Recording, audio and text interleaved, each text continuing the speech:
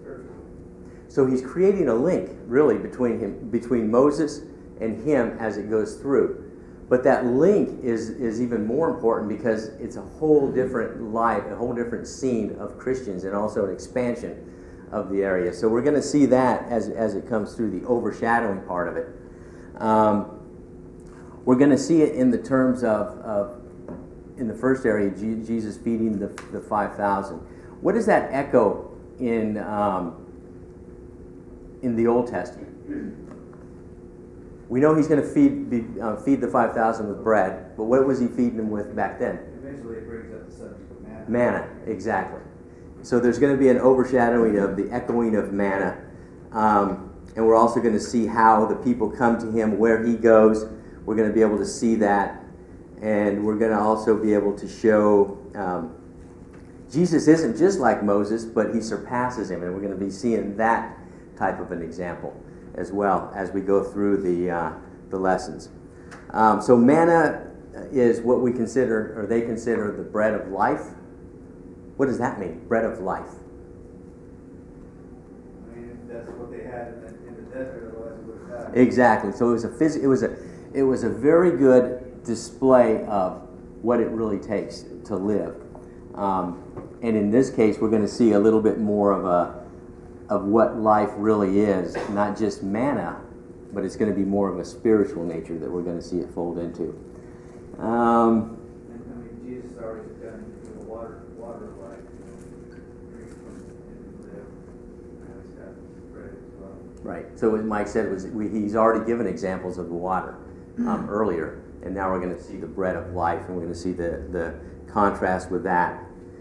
Jesus is also the Exodus part of it that was created in Israel. This is what we would consider really a new Exodus, right? A new Exodus being not just Israelites, but for a larger group, and one that never ceases. We're going to see that also.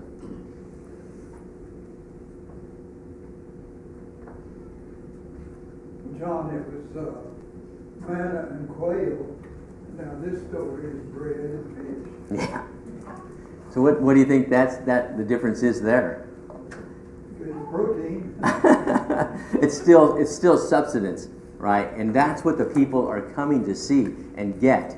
But we're going to see what Jesus says about it. He's going to change it. He's going to change the whole attitude of what they are really getting from this and who they should really think about.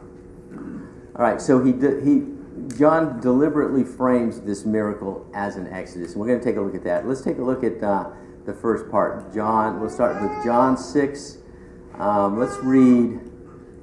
Let's go from 1 through 15, just to be able to kind of see it so we can all hear it in one area, and then we'll break it apart. Can I get a reader for that? Sometimes after Jesus this, went away to the other side of the Sea of Galilee, which is the Sea of Tiberias, and a large crowd was following him because they saw the signs that he was doing on the sick. Jesus went up on the mountain, and there he sat down with his disciples. Now the Passover, the feast of the Jews, was at hand. Lifting up his eyes then, and seeing that a large crowd was coming toward him, Jesus said to Philip, "Where are we to buy bread so that these people may eat?" He said this to test him, for he himself knew what he would do.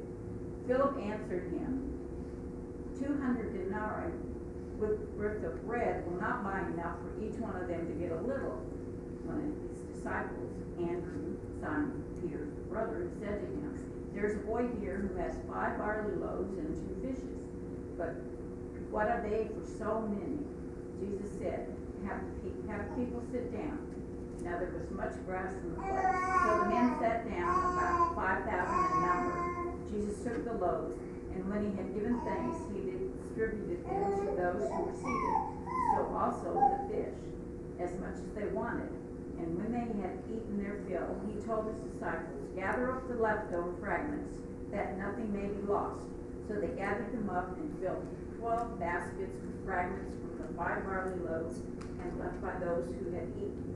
When the number of people saw the sign that he had done, they said, "This is indeed the prophet who is to come into the world." Perceiving then that they were about to come and take him by force to make him king, Jesus withdrew again to the mountain by himself.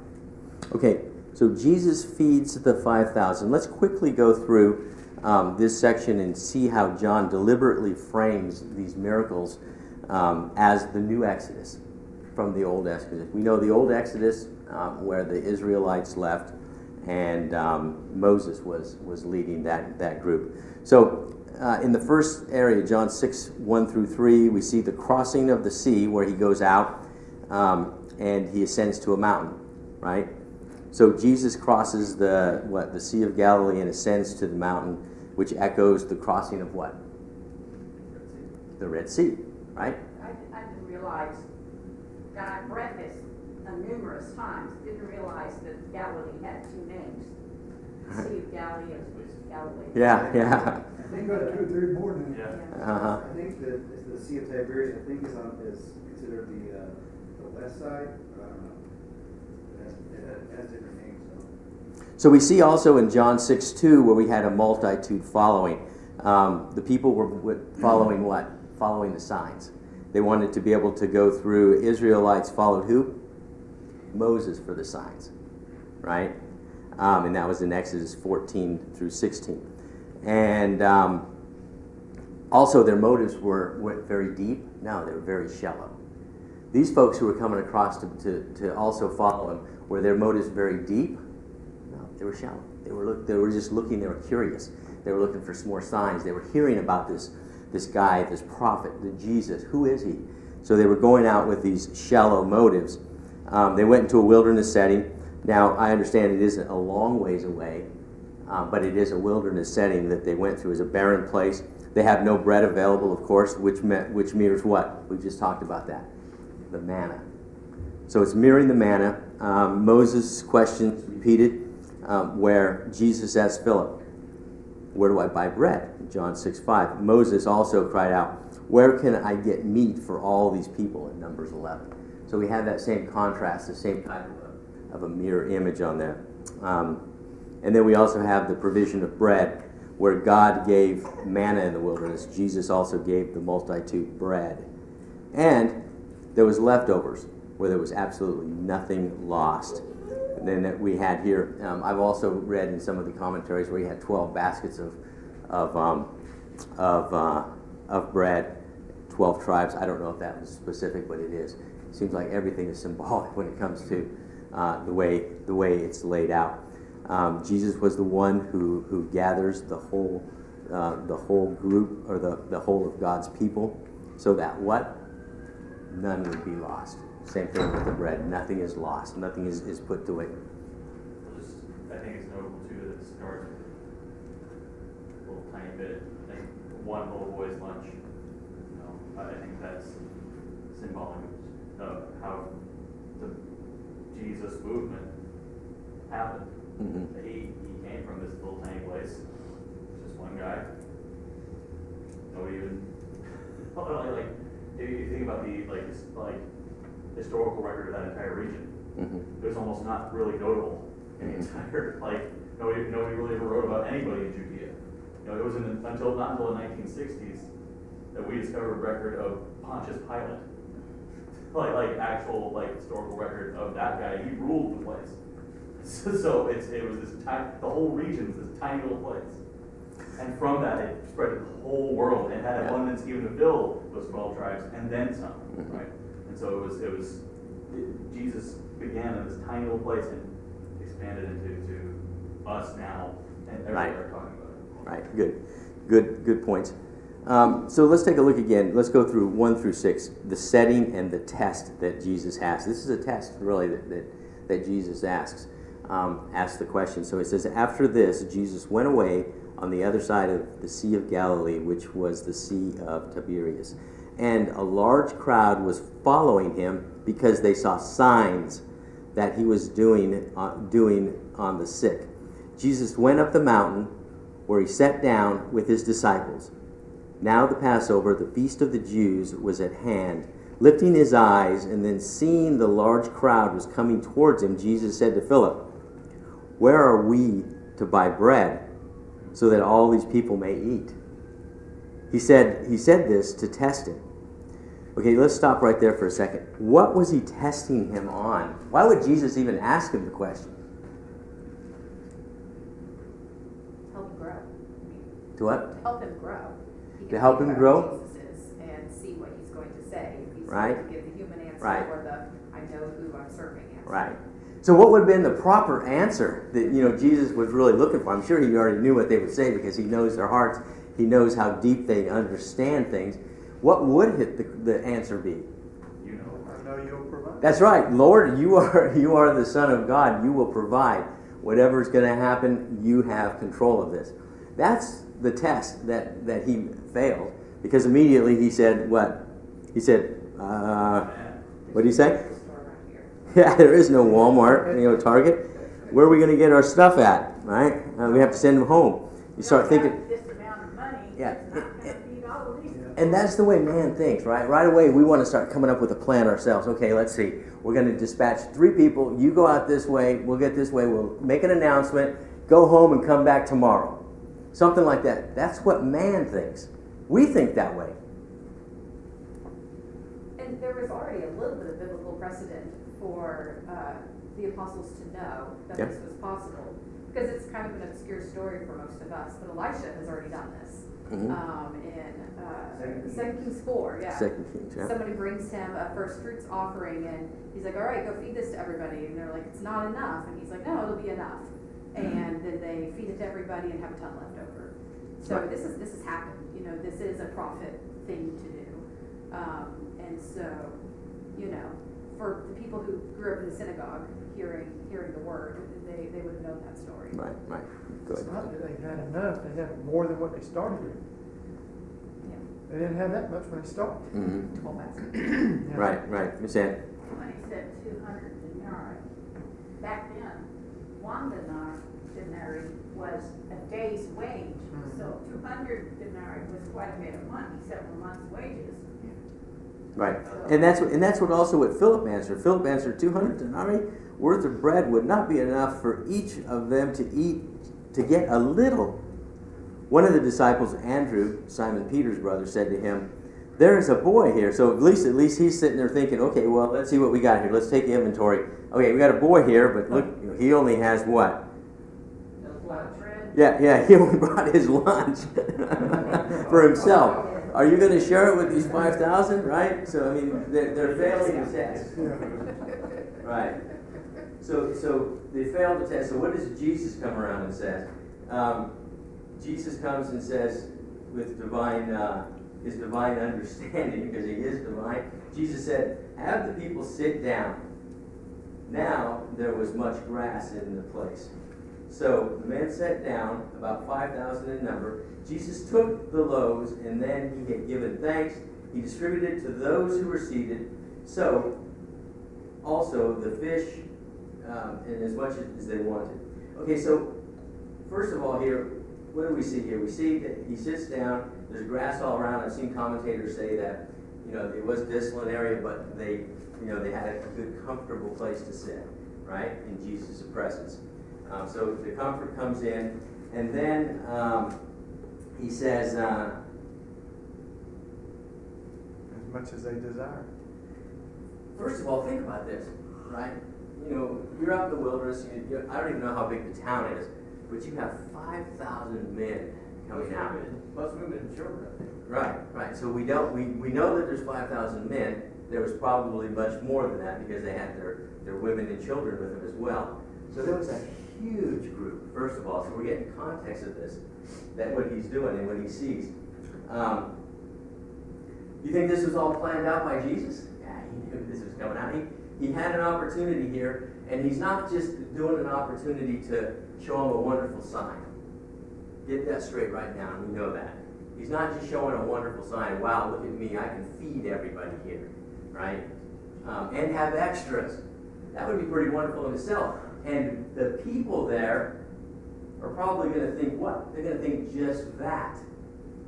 Go ahead, Mike. Just, you mentioned that he's testing Philip, but I was read Mark, and it's after he's fed the 5,000 and the 4,000, and that's what he thought he forgot to bring bread, but he at the end of that, he says, do you not understand? He tells them, they said it as well in the seventh, he asked them about this 5,000, how many baskets were taken up, how many baskets were taken up when he did the 4,000 and the 5,000. And he said, do you not yet understand? So he's still, there's a lesson in both of those readings that he asked them, they don't answer. He says, do you yet understand? They still don't answer that. So it's a test of the whole thing. Right. Right. So when we get to that, the chapter or verse 12, and it said, and they had eaten their fills, and he told the disciples, gather up the leftover, the fragments, that nothing may be lost. Was there something significant to that as well? I see some smiles out there, so we do know there is something. What would that be significant to? He doesn't want anything.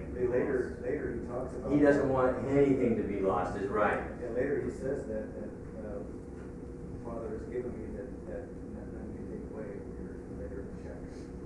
So be careful. Go ahead. Two is, as you brought out, them being in this desolate place and having this sort of hallmark of civilization, plenty of food for everybody. You know, like bread, pretty technologically advanced thing. If you think about it, you can't just grab bread onto a tree. You have to have several people involved in the production of bread. You know, and so this desolate place where nobody dies fills the place with bread, almost kind of like a kingdom's worth of people from nothing. Right. You know, and then this whole community of people sit down for a meal where there was once just grass. You know, I think it's also symbolic of how the church sprung up from Pentecost on. You know, there was 3,000 on the first day, and it spread like wildfire after that. I think it's probably symbolic of the church itself. Mike. That's the verse I was talking about, verse 39. And this is the will of him who sent me, that I should lose nothing of all that has been given to me, but raise it up in the last day. Right. John 6:39 is what he's talking about. Exactly. So was the sign that he did, or a miracle, in this case it was a sign, it was a miracle, but he's making a sign, a reason for this. Was it misunderstood? Yeah, let's look at 14 through 15. Somebody read that. And those men who had seen the sign that Jesus did said, "This is truly the prophet who is to come into the world." Moses was the prophet. Therefore, when Jesus perceived that they were about to come and take him by force and make him king, he departed again to the mountain by himself. There are people today in pre-millennial thinking that that's why he came for. Right. And if it was, well, that'd be an ideal time for him to let him do it.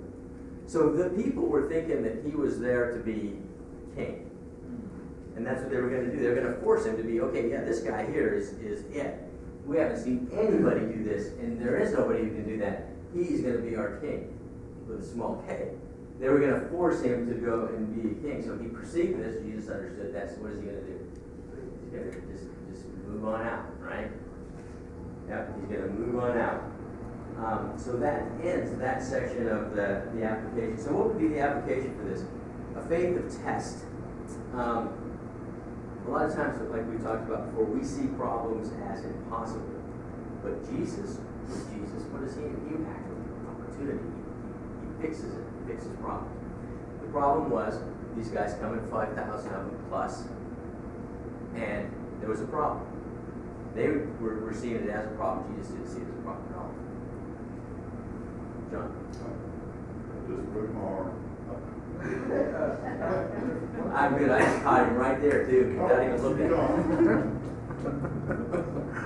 got the bid. I like where it says, they were trying to make him king. He withdrew again to the mountain by himself. He found time to go be Right. alone. And that's going to be important. What you just said, what she said was he just went off by himself. People saw him go off by himself. And then it's going to be interesting when he all of a sudden walks on water and he's all of a sudden at the other place with the disciples. It's going to be like, how did you get here? They're wondering that. They're trying to find him still. Because why? They're curious. Do they want to follow him because they believe?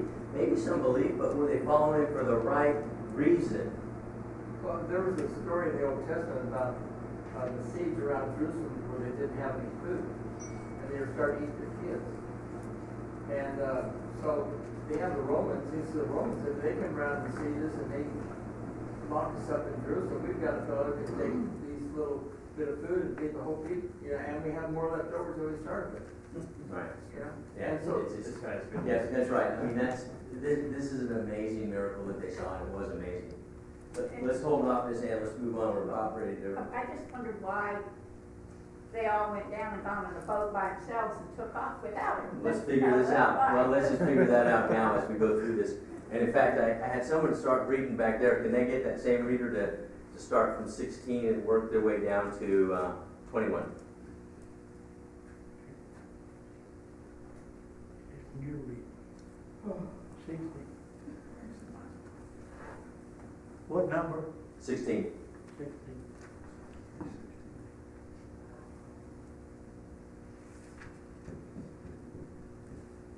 That evening, the disciples went down to the shore of the lake and got into a boat to make Capernaum on the other side of the lake. It was getting dark by now, and Jesus had still not rejoined them. The wind was strong, and the sea was getting rough. They had rowed through 4 miles when they saw Jesus walking on the lake and coming towards the boat. This frightened them, but he said, "It is I, do not be afraid." They were taking him into the boat, but in no time he reached the shore at the place they were making for. Okay, so in this situation when Jesus was walking on the water, there's other gospels that also talk about this, but John doesn't identify some of those areas like what? Peter, right? it's cut a lot in John. What did he do? And Well, he says, if it's you, let me come out and walk on the water with you. right. And he said, come on. So why do you think that John left that out? Because he didn't know about it? It wasn't part of his reasoning for this. There's a reason why John put this in this section. Well, he also cut the very important part of Peter at the beginning of his following Jesus, where Jesus says, famously, "Who do you say that I am?" And Peter does this full big confession, you're the Christ, the Son of the living God. You know, it's not in there. Right. Because Peter's greatest hits. So as Jed said, a very important part. Why isn't it in here? Because we got 3 other gospels. Exactly, because his point was something different. He was making a specific point. We're going to see that when it comes to why Jesus was, walking on the water. It really isn't about Jesus walking on the water. Jesus did that, but it's about how the people react to it, right? So it says in verse 16, when the evening came, his disciples went down to the sea, got into the boat, and started across the sea of Capernaum. It was now dark. Jesus had not come to them. The sea became rough because it was strong winds and blowing. When they had rowed out about 3 or 4 miles, and that they were actually right in the middle of the thing, then they saw Jesus come walking out into the sea. That's amazing. Was he walking the whole way? I mean, that's a pretty long walk. And the seas were rough. He's going down and up. Now we don't know that. I mean, he probably just came right to that point, and then they saw him coming into the boat. Right. So I mean, there's a lot of points that weren't in this, but it's not the point of this story that John was trying to tell here. Go ahead. Is somebody? Okay. You know, the water didn't give me any traction either, so it's more than a miracle of just staying above the water. Yeah. He didn't have any traction. Right. And they were also, I mean, it wasn't close. It wasn't like, you can see the shore and then here he comes. And these guys were 3 or 4 miles out, so we know that, of course, it was a miracle. I think the way this is presented, and this is how miracles kind of work in John, is instead of parables, we have sort of symbolic stories involving Jesus. And Jesus had left by himself, and his apostles were left to cross the stormy sea on their own. And Jesus appeared right there. They didn't see him coming. And then all of a sudden, when Jesus came, immediately the boat was at the land to which they were going. Right. I think this dramatizes Christ's second coming. It's a symbol of that doctrine, because John was written slightly later, and that teaching was being really prevalent in the church. This is, Jesus is gone for a while, and we're going through this dark night across the sea, but he'll come back and he'll help us get to the other side. And what Jed is talking about was when they said that he got on the boat and then all of a sudden immediately, boom, they were at the other end. They were in the middle of the 3-mile lake, 4-mile lake, immediately in there. I've read a lot of commentaries that talk specifically about that and how it was more or less boggling to the people and the minds of even the disciples, the followers who went out there to see him. And we're going to read a little bit more on what this really means when the disciples, or not even the disciples, the people who were following him, went out there. Miss Ann. This is a case like I asked about Jesus going away by himself and then the other ones leaving. You have to read the other Gospels that have the same story in it, because one of the other Gospels tells you that Jesus sends them away to the other side of the sea. So you have to read The point here, all the Gospels. right, and the point here is that it's important that they saw him, or they saw him away from the disciples, going around. The crowd was still looking for him because they wanted either probably more food or more signs. Because what was the Israelites? They wanted more manna, they wanted more food, they wanted those life-sustaining type of areas. Jesus comes back and tells them something different here. And that's what we're going to get into when we see the next section, which is titled in my Bible, I am the bread of life. They're looking for more bread. What is Jesus going to tell them? Kind of a spoiler. All right, so it says in verse 22, on the next day, the crowd that remained on the other side of the sea saw that there had been only one boat there, and that Jesus had not entered the boat with his disciples, but his disciples had gone away alone. Okay, so right away they're trying to deduce, okay, where is this guy at? We saw he left, we saw there was one boat, we saw his disciples leave. We are going to find Jesus. So what do? The other boats from Tiberias came along near the place where they had eaten bread after the Lord had given thanks. So when the crowd saw Jesus was not there, nor his disciples, they themselves got into boats and went to Capernaum, seeking Jesus. So they're seeking Jesus, right? They're believers, or they're at least wanting more signs. They know something was up, but were they truly seeking Jesus? Think about that. When they found him on the other side of the sea, they had said to him, Rabbi, when did you come here? Jesus answered them, truly, truly, I say to you, because you are seeking me, not because you saw signs, but because you ate your fill of loaves. Do not work for the food that perishes, but for the food that endures eternal life, which is the Son of Man will give you. For on him God the Father has set the seal. So what was he telling them then? They're looking for the wrong thing. They are looking for the wrong thing. What were they looking for? They're looking for more food, or More signs, more food. more sign, more food, but he was he's the one that came to give eternal life. Exactly. So he's trying to unfold it to these folks, and later on he comes directly out and says it. But right here he's still trying to get them to understand a little bit more. And then, and they said to him, what must we do to be doing the works of God? Well, that's the right question, right? What must we do? Well, what does Jesus say? Jesus answered them, this is the work of God, that you believe in him whom he has sent. So right there he's saying, oh, and he's like, okay, well, who did he send? I could just see those people thinking that. Well, who did he send? What was Jesus telling them?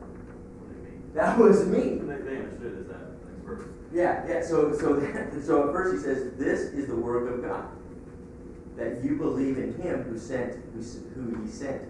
So is that really what we should be doing? Sure. Absolutely. Absolutely. It falls over right exactly for us.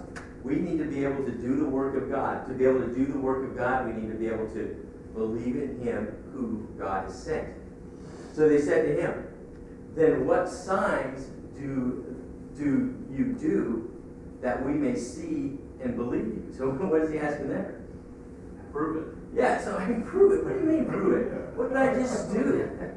You know, I mean, I just made a sign, I just fed you all. I was able to get 12 different baskets, and I came across the water, and then, you know, you saw I wasn't with them, and now I'm here, and then boom, I'm immediately over there.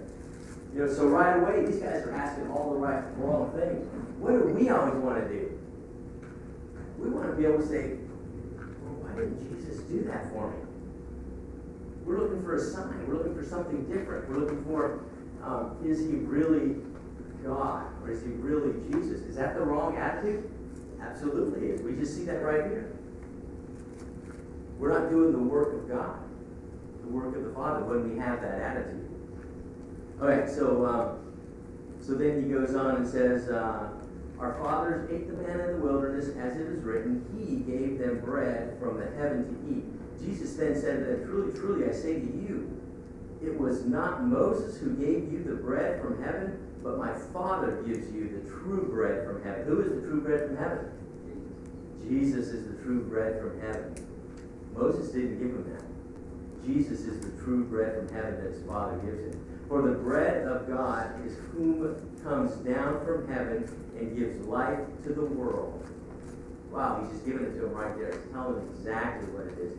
And they said to him, Sir, give us this bread always.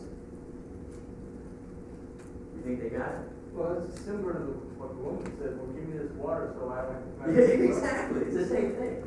They still want that. They just want to be able to have that sign. They want to be able to have him care for them all of the time, specifically not in a spiritual manner, but in a worldly manner. I think the salient line is, you are seeking me not because you saw signs, but because you ate your fill. Exactly. So it's, you're following your stomach. You don't even care that I miraculously made bread up here. If I bought you all bread, you'd be following me. Right. In verse 35, Jesus said to them, I am the bread of life. Whoever comes to me shall not hunger. Whoever believes in me shall never thirst. But I said to you that you have seen me, and you do not believe. They know he can do great things, but they just do not believe. All that is the Father gives me will come to me, and whoever comes to me, I will never cast out.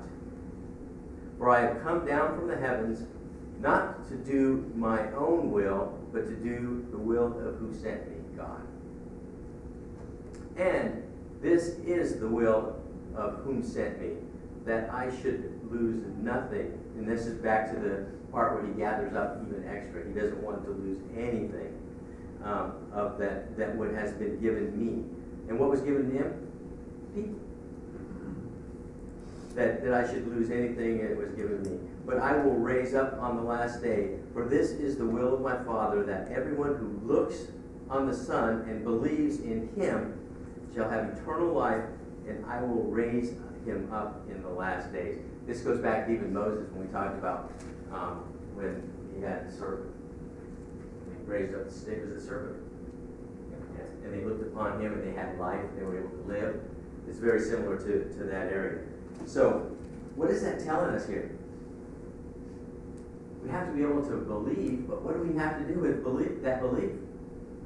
Well, that is the first work of God. A lot of people say you don't have to do anything to deserve salvation. He says faith, believing in God, is what God is, the work that God expects you to do.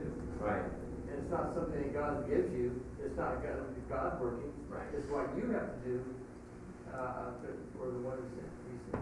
We don't follow God, Jesus, for what he can do for us. How many good things he can do for us. That would be like, in a marriage, right? Lisa, she follows me, she loves me because what I can give to her. Well, it's not that. It's not like, I give her a good house. Somebody can give her a better house. It's not that I give her, that I'm handsome. Well, maybe someone's more handsome than me. Well, maybe that's a bad example.